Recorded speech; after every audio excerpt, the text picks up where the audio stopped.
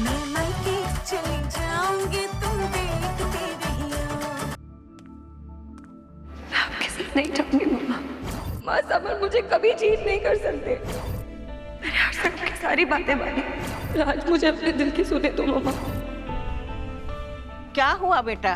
कुछ भी नहीं। तू जया की बात से गुस्सा है ना? अपने पति पे भरोसा किया, ये गलत किया? नहीं, उसने मेरी बात पर भरोसा नहीं किया, ये गलत किया। क्योंकि मैं जानती हूँ कि समर दोषी है। ऐसे कई केसेस देखे हैं मैंने। 30 साल से अदालत में झक नहीं मार रही हूँ। जया को क्या पता, वो तो बच्ची है, पर अभी बचपन आना हद से ज्यादा बढ़ गया है। जा दरवाजा खोल। नमस्ते, वो जया जी यहीं रहती हैं? तुम कौन? मैं छवि हूँ। एक्चुअली मेरी शादी है और टाइम बहुत कम है। किसी ने मुझे जया जी का रेफरेंस दिया था और मैं चाहती हूँ कि वही मेरी शादी प्लान करे। वो अब यहाँ नहीं रहती, उसकी शादी हो चुकी है। रुको,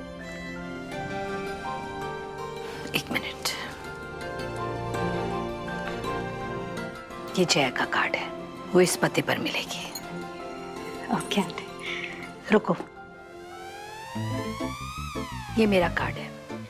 मैं डिवोर्स लॉयर हूँ, डिवोर्स कराती हूँ। शादी के बाद कभी भी मेरी जरूरत पड़ सकती है।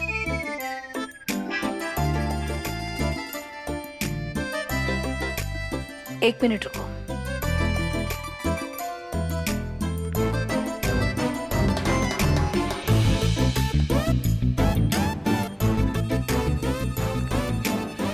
ये जया को दे देना और बोलना कि अपने घर में लगाए। रुको बेटा, वो क्या है, आज उसका थोड़ा मूड ठीक नहीं है। सबसे पहले मुझे वो कार्ड दे दो। भगवान ना करे कभी तुझे इस कार्ड की जरूरत पड़े। अब बेटा मुझे नेम प्लेट दे दो। अब तुम जाओ बेटा, जाके जया से मिलो। जया जैसी वेडिंग प्लानर पूरे भोपाल में तुम्हें नहीं मिलेगी। क्या हुआ बच्चा, कुछ पता चला उस लड़की का? जया, पता चला उस लड़की का? नहीं मम्मी जी, इनफैक्ट कल समर ने उस लड़की को जहाँ छोड़ा था वहां भी गए, पर कुछ पता नहीं चला। माँ, जय की मम्मा ने ऐसे ही 3 दिन का समय दिया। यहाँ तो पहले दिन ही समझ में आ गया अगले 2 दिन में क्या होने वाला है। समर,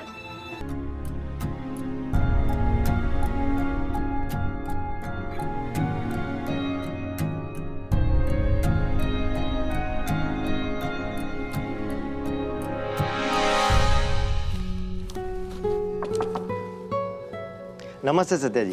अरे नमस्ते मिश्रा जी, आइए ना, बैठिए। सत्या जी, ये एफडी के सारे पेपर्स जो आपने मंगवाए थे, इन पे प्लीज साइन कर दीजिए। जी, लाइए। सत्या जी, आपको पता है जया के ससुराल वालों का भी अकाउंट हमारे बैंक में ही है। अच्छा, और वो परसों तो जया के हस्बैंड आए थे बैंक में, कुछ परेशान लग रहे थे। बस बैंक आए और 15 लाख रुपए निकाल के ले गए। मुझे बड़ा अजीब लगा, क्योंकि ऐसा कभी होता नहीं है। वो कभी बैंक आते ही नहीं है, क्योंकि सारे ट्रांजैक्शंस ऑनलाइन या तो अकाउंट टू अकाउंट हो जाते हैं। तो मन में ये सवाल आया कि आके आपसे पूछ लूं कि सब ठीक तो है ना? सब ठीक है। ये लीजिए, पेपर साइन हो गए। जी, धन्यवाद।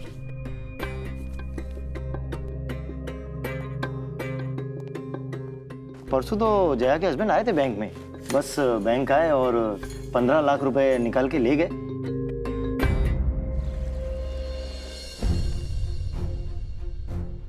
अपने आप को बहुत होशियार समझती है ना तू सत्या देवी।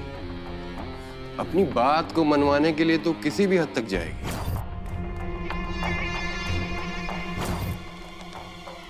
तूने अपनी हद तो दिखा दी, अब बिट्टू सिंह दिखाएगा अपनी हद। जो कुछ भी तूने मेरे माँ बाप के साथ किया, उससे कई गुना ज्यादा मैं तेरे साथ करूंगा। एक सेकंड, समर बेटा तू आ जा। अरे तू आएगा बेटा, देखना तू मैच जिता देगा।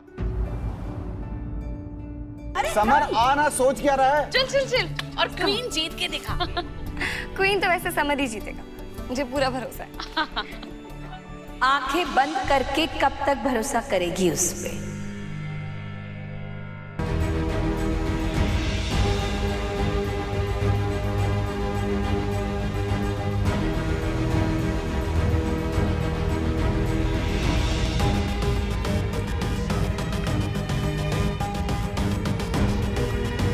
आप लोग यही सोच रहे होंगे ना कि मोहलत पूरी होने से पहले मैं यहाँ क्या कर रही हूँ। बात तो यही तय हुई थी कि तुम मुझे अपनी बेगुनाही का सबूत लाके दोगे, लेकिन किस्मत देखो, मुझे ये सबूत मिल रहा है कि तुम्हारी लाइफ में कोई और लड़की है। मम्मा आप ये क्या बोल रहे हो? उस रात तुम जिस लड़की के साथ थे, तुम्हें उसका नाम पता कुछ भी नहीं मालूम, लेकिन इतना तो याद होगा कि परसों तुमने बैंक से 15 लाख रुपए कैश निकाले। बताओ ना इन सबको कि उस दिन तुमने 15 लाख रुपए क्यों निकाले, जिस दिन तुम उस लड़की से मिले थे। ये 15 लाख हैं। तुझे अगर और भी चाहिए होंगे तो झिझक ना मत। प्रॉमिस, मैं किसी से कुछ नहीं बताऊंगा। पर शायद ये बात आपको भी नहीं मालूम थी।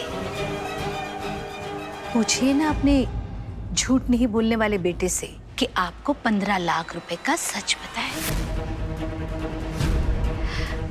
पूछिए कि एक दिन में 15 लाख रुपए कहाँ खर्च किए, या फिर वो लड़की को दे दिए।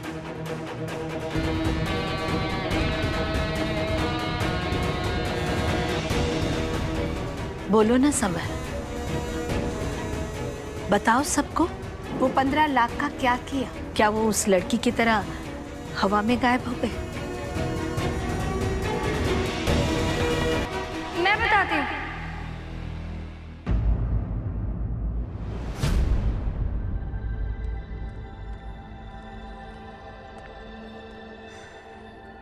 समर ने वो 15 लाख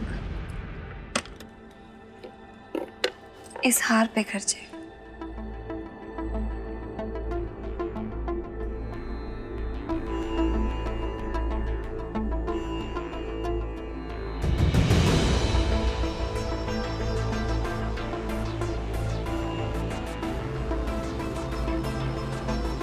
अब तो आपको यकीन हो गया ना मम्मा? नहीं, मुझे यकीन नहीं हुआ।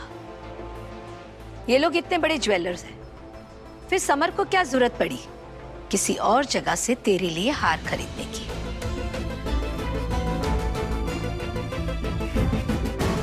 एक्चुअली मम्मा वो मैंने शोरूम में सेट देखा और मुझे अच्छा लगा, तो इसलिए मुझे सरप्राइज देने के लिए समर ने इसे खरीद लिया। और घर में किसी को नहीं बताया क्योंकि मुझे लगा कि उन्हें बुरा लगेगा कि मैंने कहीं और से ज्वेलरी खरीद ली। तू इतनी बड़ी नहीं हुई है जया कि तू मुझे सीख दे सके। बचा ले इसे जितना बचाना चाहती है, पर सच को तो सामने आना ही होगा, और अगर सच सामने नहीं आया तो तुझे आना पड़ेगा।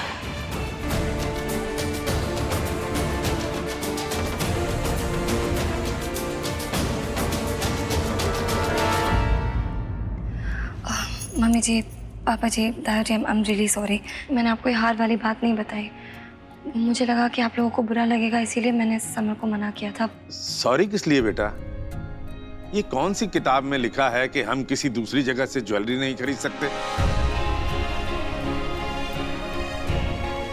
सही कह रहे हैं पिताजी, ये जरूरी नहीं है कि पति पत्नी के बीच की हर बात सबको बताई जाए।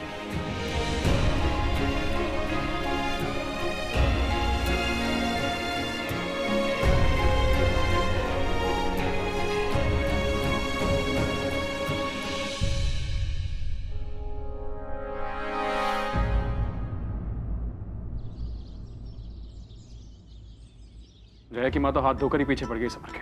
अरे भाई, जब हम सबको पता है कि समर ने कुछ नहीं किया तो उनको हमारी बात मान लेनी चाहिए।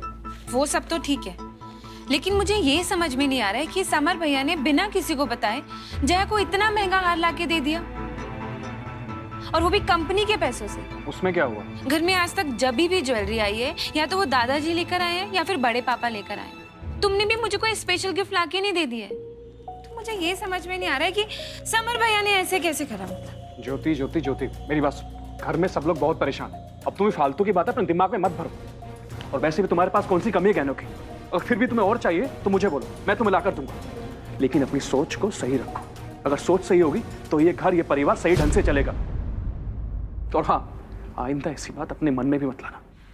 विजय, आई एम सॉरी। देखो, मैं भी कंसर्न हूँ जया और समर भैया को लेकर। मेरे दिमाग में बात आई तो तुमसे शेयर करनी थी तो मैंने कर दी, और अगर अब तुमसे शेयर नहीं करूंगी तो और किससे शेयर करूंगी मैं? और रही बात ऐसी बात की, तो आइंदा से नहीं करूंगी, सोचूंगी भी नहीं।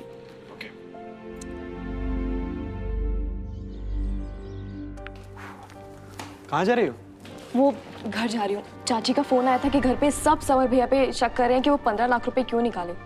तो बस मैं यही बताने जा रही हूँ कि वो 15 लाख रुपए मैंने लिए थे।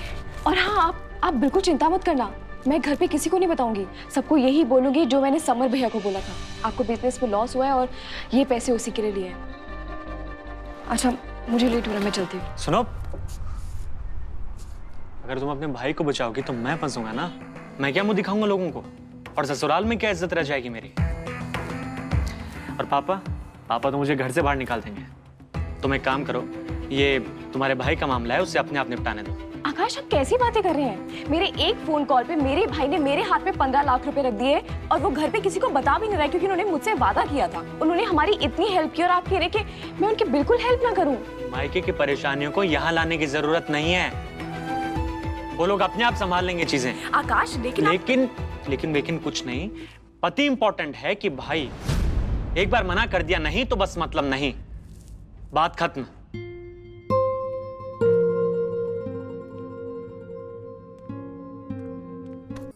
क्या हुआ, ऐसे क्यों देख रहे हो? You know, मेरे लाइफ पार्टनर को लेके मेरे दिमाग में कभी कोई इमेज नहीं थी। मैंने कभी नहीं सोचा था कि वो पढ़ी लिखी होनी चाहिए या सुंदर होनी चाहिए, कभी कुछ नहीं सोचा।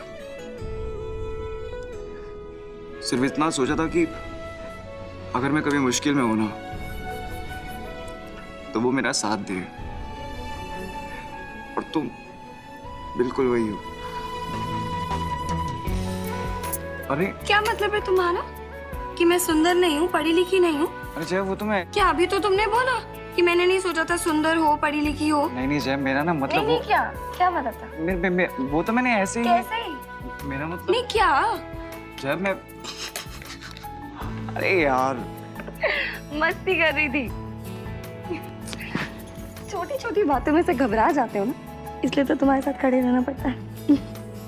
और तुम टेंशन मत लो, हम दोनों मिलके उस लड़की को ढूंढ लेंगे, ओके?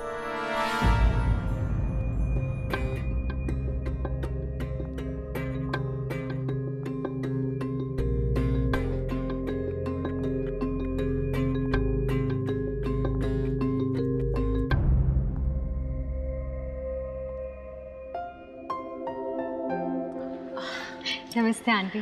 बोलो बेटा। वो मुझे जया जी से मिलना है, वो अपनी वेडिंग प्लानिंग की बात करनी है हमें।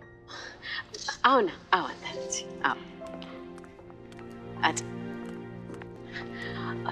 तुम बैठो यहाँ, मैं उसे बुला के लाती हूँ। उस एरिया के आसपास के एरिया में भी देख लिया, पर उस लड़की का कुछ पता ही नहीं चल रहा है। समन, हमें उस लड़की को ढूंढना ही होगा। पता नहीं